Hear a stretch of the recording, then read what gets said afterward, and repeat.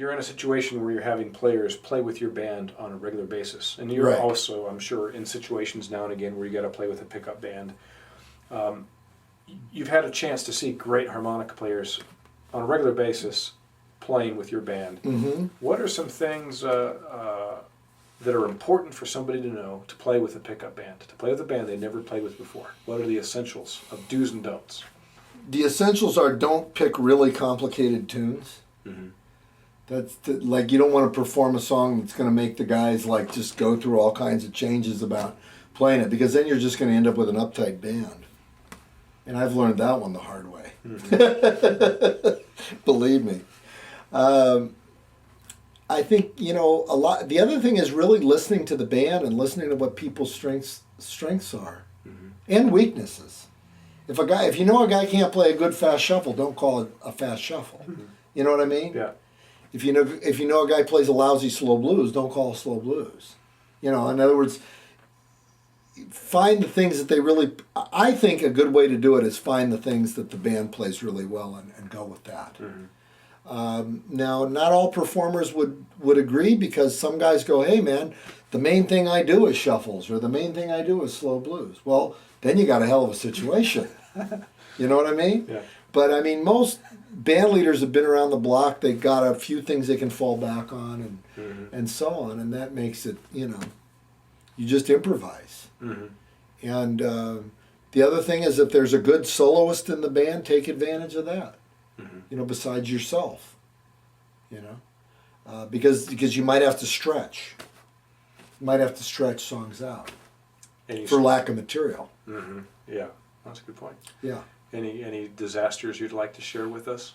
Oh, I've had plenty. any ones that are good stories? Well, one that was a good story is I went to Hong Kong one time and I played with a band. Mm-hmm. And I made that fatal mistake of what I thought was simple material. Mm-hmm.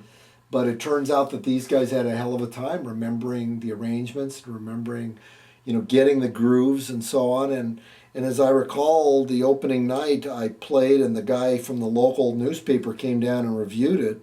And I mean, it was the main paper in town, so it was not a little paper. And the guy basically said, "Hummel seems to think that this is his Blues Survivors, and it's not the Blues Survivors. And he made a spectacle of berating the band in front of..." And I didn't think I was berating the band, but I probably had some confused looks on my face. Yeah, and so he thought I was, some raised eyebrows, and so he basically thought I was berating the band. And the fact was that the band, you know, had tapes or CDs to listen to months in advance, and mm-hmm. nobody really did their homework. And then when we went in to rehearse, we went in and did all these songs, and it was probably too many songs with too many arrangements. With not as much rehearsal ahead of time. And not enough rehearsal, and it was a disaster. I mean, it was a disaster certainly from the newspaper writer's point of view, because he said, you know... He wrote this in English, or was it translated? He wrote this in English. Okay, good, yeah. So nobody could understand it then. The Chinese people weren't the ones that were coming to the gig. Okay. It was all the foreigners who were coming to the gig. So it was kind of embarrassing. But I mean, you know, that's like one of those things where you live and learn. You know, you realize sometimes it's better to just keep it dirt simple. Yeah. And then that way you don't have disasters on your hands. You've had tons of harp players play with your band, and that's what these blowout series has to do. Obviously, granted, you pick great players. Yeah. But is there some things that you saw like, wow, that doesn't work, I'm going to make sure never to do that with a pickup band? Well, with my band, I've had guys come in, for example, and do some really complex arrangements and rehearse and rehearse and rehearse and rehearse, and then it's kind of like, you know, the band kind of just goes, "Oh God, you know, here we go again." Mm-hmm. I mean, it depends on how big a deal keeping the band happy is, I guess. Mm-hmm. You know, I mean, you can do. There's such a thing as overworking the band or making things too complicated than they really need to be. Mm-hmm. You know, I mean, one guy came in and he rehearsed the band like every single night, and then he'd play for like 10 minutes on his own, and the band was just basically standing around with their thumbs up their butts, you know, the majority of the set. So it was kind of like, you know, they were all looking at me like, why are we even up here? The bottom line of it all is that the simpler you can keep it, the better off you are, and the better you can signal the band and give them good, strong cues. You know, that's a major part of making it look professional and making it look, like you know what you're doing. And some examples of good strong cues. What are the essential strong cues that need to be known by a harp player? Knowing how to count a song in, Okay. really important. For example? 1, 2, 3, 4. It's the slow blues. Yeah, slow blues. All right. 1, 2, 1, 2, 3, 4. Mm-hmm. There's a lot of variety in terms of, knowing how to, what kind of shuffle you want, what kind of slow blues you want, what the style is, mambo, boogaloo, backwards shuffle,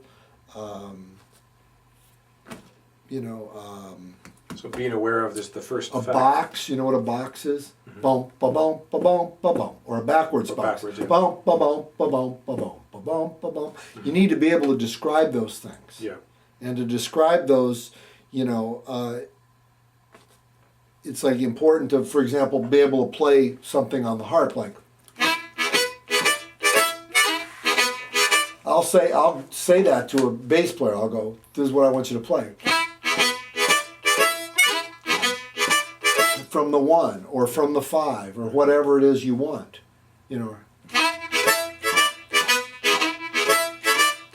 Whatever it is I'm looking for, Yeah.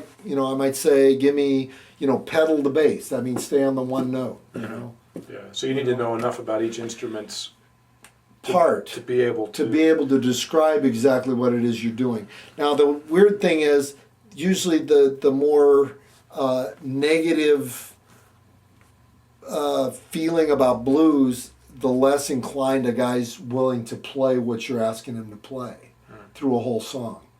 The more experienced the blues guys are, the more they're likely to do exactly what you're asking them. to stay in the pocket and stay in character for that song. Right, because a lot of times I've noticed, you say to a bass player, play, and the guy might play that through the first 12 bars and then switch into a walk. Something he likes. Or something he likes. Yeah. Exactly. That's a problem. Yeah. You know what I mean? And I mean, playing all over the world and playing with different pickups bands, there's been a lot of times I've found myself in that situation.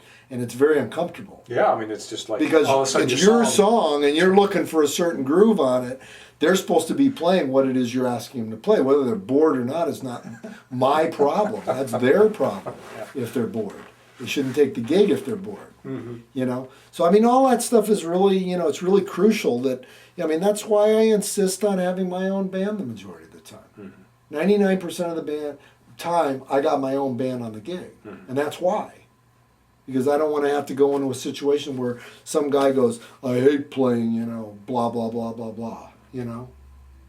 Well, what can I say? Yeah. Don't take the gig. Yeah. So I mean, all that stuff makes a difference. I mean, but it really helps if you can describe exactly what it is you're looking for. Right. Double shuffle, 4 on the floor, stay on the hi-hat instead of the ride, whatever it is, I mean, there's a million things that it gets into. It was very important for me to I spent about 6 months studying blues drums, and I'm actually taking lessons, and same thing on the bass, and I've actually continued the bass, so I really enjoy that. But that's been very, very, very helpful for all that what you're talking about. Yeah, I just think it makes all the difference in terms of being a band leader. If you can't describe what it is you're looking for, good luck. Yeah, you can't just say, what I mean? I'm looking for something, and whatever you're doing that's not it. Right. But I used to be that kind of band leader that I couldn't describe what was wrong with it. They'll say, "Well, what do you want?" Really a problem. I don't know, but it's a big problem. And like I say, that is why I started playing some guitar, because I wanted to say, "Hey, you're not playing the right thing behind me. It goes like this. It's supposed to be this lick and not that lick." You know what I mean? And so for a long time, I had this really horrible reputation with certain musicians. They'd be like, "Oh, Hummel's a real blues Nazi." Well, to me, it's like, that's not being a Nazi. That's just knowing what you want, knowing what you're looking for. I'm sure Miles Davis knew what he was looking for. I know Muddy Waters knew what he was looking for. So, I mean, I think that if it's your material and your music and your songs, it's like, there's nothing wrong with knowing what you want. But there's other band leaders that go, "Hey, play whatever feels good." If you got good enough musicians, you can say that. But when you got substandard musicians, it's a problem. You know what I'm saying? Because playing music is all about feel, and it's all about knowing what the other guy's looking for in with the kind of support that you want to give. It's just like what I was talking about with harmonica, playing behind different blues guys. If you're playing behind blues guys that require a certain sound, then you better know how to make that sound. If you can't fit their style, that's your problem, not theirs. It becomes their problem, but I'm saying it's your responsibility as a backing musician to be able to play what's required of their sound. Mm-hmm. You know, that's really, really important. You know, I mean, I can't stress, you know, I can't stress enough how important it is for somebody to learn the style of the musician you're playing with. Because if you're a sideman, that's what you're supposed to be doing.